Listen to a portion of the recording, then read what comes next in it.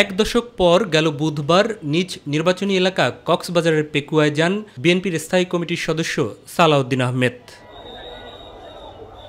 নেতাকর্মীদের সাথে নিয়ে তাকে বরণ করতে আসা যে গাড়িতে করে তিনি বিমানবন্দর থেকে নিজ এলাকায় গিয়েছিলেন, সেই জিপটি বিতর্কিত ব্যবসায়িক প্রতিষ্ঠান এস আলমের বলে গণমাধ্যম এবং সামাজিক যোগাযোগ মাধ্যমে প্রকাশ পায়, যা নিয়ে সমালোচনার ঝড় ওঠে।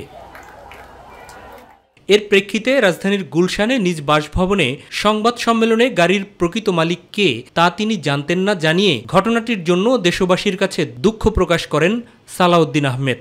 আমি বিমানবন্দরে নামার পরে কিছু গাড়ি দেখেছি ভিতরে, তা আমাদের নেতাকর্মীরা বলেছেন যে এইটাতে ওঠেন, এই গাড়িতে আমি উঠেছি। তা এখন সেই গাড়িটি কার সেই মুহূর্তে আমি তো ওই চিন্তা ভাবনার মধ্যে ছিলাম না। আমি তখন অনেকটা আবেগাপ্লুত ছিলাম, আমার দেশবাসীর ভালোবাসায় সিক্ত হচ্ছিলাম এবং মনের মধ্যে মা বাবার কবর জিয়ারতের বাসনায় মগ্ন ছিলাম।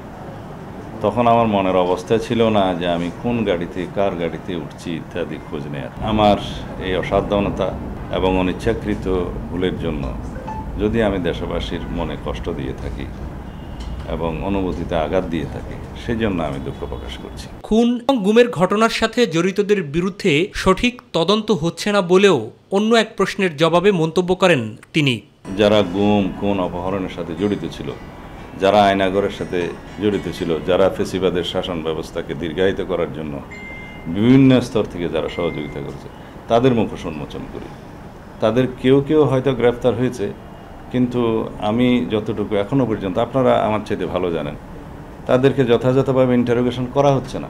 এদিকে বিতর্কিত ব্যবসায়িক প্রতিষ্ঠান এস আলমের গাড়ি ব্যবহারের জন্য স্থায়ী কমিটির সদস্য সালাউদ্দিন আহমেদ এবং বিতর্কিত ডায়মন্ড ব্যবসায়ী দিলীপ কুমার আগারওয়ালার সঙ্গে বৈঠকের অভিযোগে যুগ্ম মহাসচিব খায়রুল কবির খোকনকে কারণ দর্শানোর নোটিশ দিয়েছে বিএনপি। অন্যদিকে দলের কেন্দ্রীয় কার্যালয়ে প্রতিদিনের মতো বানভাসী মানুষের জন্য বিএনপির কেন্দ্রীয় ত্রাণ তহবিলে অনুদান গ্রহণ করেন স্থায়ী কমিটির সদস্য অধ্যাপক ডক্টর এজেডএম জাহিদ হোসেন। এক কর্মসূচিতে কথা বলেন দলটির সিনিয়র যুগ্ম মহাসচিব রুহুল কবির রিজভী আহমেদ।